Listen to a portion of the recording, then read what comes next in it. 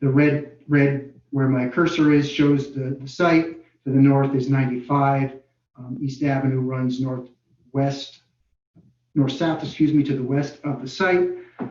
So there is a very large building that's on the site now. It's over 600,000 square feet. It's got a long history. Was obviously Norden Systems, Northrop Grumman. So at one point in time had a very large presence in terms of employment within the city. Probably, and I'm told from folks who had worked there that there were 3 shifts operating 24/7. Obviously more vehicular traffic in terms of cars than it is proposed now. The applicant is proposing to basically cut the site in half. This is kind of roughly where it goes. In their area they're looking at, which is on the east side of the site, is about 330,000 square feet.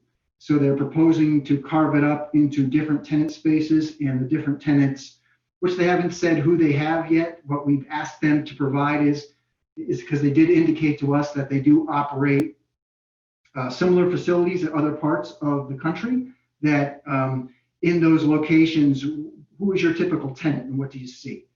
They've indicated to us that the trucks that will come in and out of there are intended for a business to business use, which means that it's just truck going from business A to business B.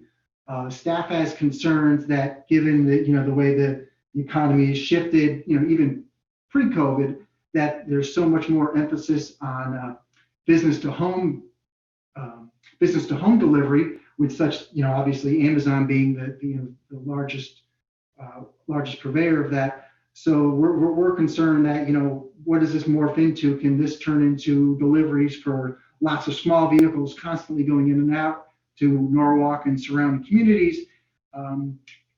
We could obviously try to place some kind of conditions on that, but that's something that I think would be very hard for us to enforce, because we'd have to have somebody out there kind of monitoring the site all the time, counting vehicles, seeing who's going where. It's really, I don't think, the most efficient use of city resources. So we'd kind of like to get a better handle on what they're doing now, and if we have concerns, to see if we can address that up front.